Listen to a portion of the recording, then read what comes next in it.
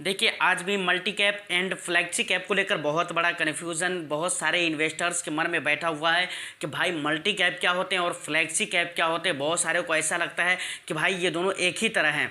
लेकिन आज की इस वीडियो को अगर आपने देख लिया तो मैं कोशिश करूँगा कि आपको मैं इस तरह से समझा पाऊँ कि पूरी कंप्लीटली बात आपको समझ में आ जाए, पूरी तरह से आप समझ जाए कि फ्लैक्सी कैप क्या होते हैं एंड मल्टी कैप क्या होते हैं। बट आपको निवेश किस में करना चाहिए अपने कंडीशन के अकॉर्डिंग।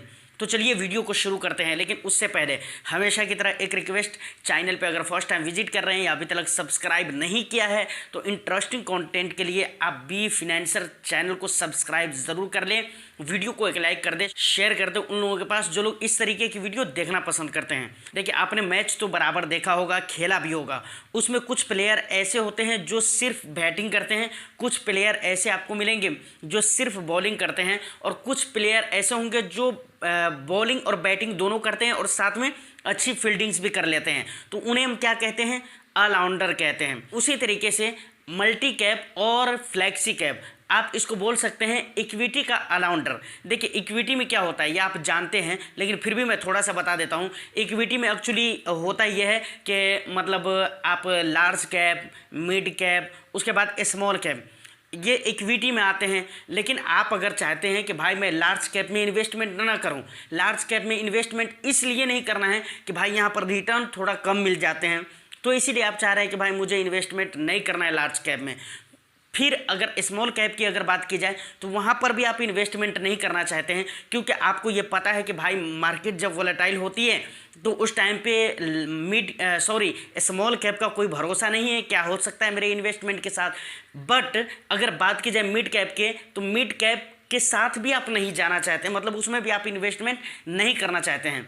लेकिन आपका इरादा ऐसा है कि भाई हमारे को कोई ऐसा इन्वेस्टमेंट ऑप्शन मिल जाए ना जहां पर मेरे पैसे लार्ज कैप में भी निवेश हो, ताकि अगर मार्केट वोलेटाइल हो उस वक्त मेरे पैसे पर ज़्यादा फर्क ना पड़े, और दूसरी बात रिटर्न भी ज़्यादा अच्छा मिल जाए, मतलब स्मॉल कैप में भी निवेश हो और मिड कैप में भी निवेश हो। तो ऐसे में और ऐसे कंडीशन में आपके पास दो ऑप्शन बचते हैं, या तो आपको मल्टी कैप सेलेक्ट करना पड़ेगा या नहीं तो फिर आपको फ्लैक्सी कैप सेलेक्ट करना पड़ेगा। बट याद रखिएगा कि ये अभी तक कंफर्म नहीं हो पाया कि multi cap and flexi cap में फ़र्क क्या है। तो चलिए अब हम इसको समझते हैं।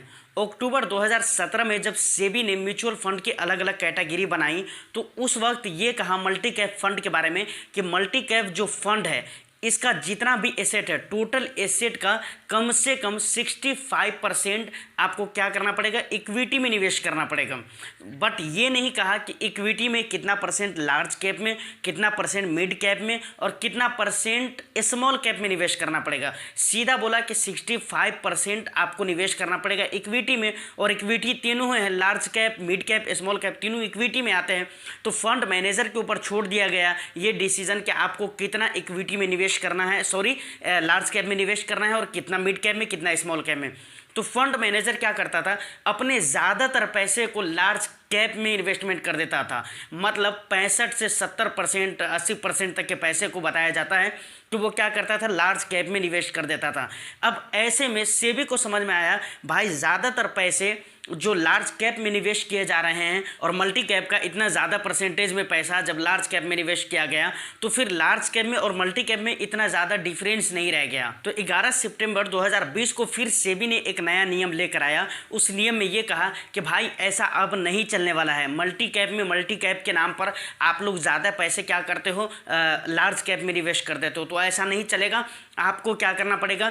25% करके तीनों जगह पे निवेश करना पड़ेगा। मतलब 25% लार्ज कैप में, 25% मिड कैप में और 25% स्मॉल कैप में। और सेबी ने ये भी कहा कि ये चेंजिंग आपको 2021 जनवरी 2021 तक के कर लेना है। जब ये नियम सेबी की तरफ से आया तो पूरी एएमसी में एक हड़कंप मच गया। लोग परेशान हो गए कि भाई पूरी पोर्टफोलियो को कैसे चेंज किया जा सकता है इतने कम दिनों में। तो 6 नवंबर 2020 को फिर से सेबी ने एक नया रूल लाया। कहा कि ठीक है, अगर आप इतनी जल्दी चेंज नहीं कर सकते हैं तो ठीक है, कोई बात नहीं है। जो नियम आया है वो तो अपनी जगह पे ठीक ठाक रहेगा कि आपको निवेश करना होगा 25% करके निवेश करना पड़ेगा तीनों जगह पे। लेकिन हमारा एक और भी नया कैटेगरी लॉन्च होगा और उस टाइम पे ही एक नई कैटेगरी लॉन्च किया गया जिसका नाम रखा गया फ्लैक्सी फ्लैक्सी कैप फंड। तो सेबी ने कहा कि अगर आप चाहो तो अपने पुराने फंड का नाम चेंज कर सकते हो, मतलब मल्टी कैप से आप फ्लैक्सी कैप कर सकते हो।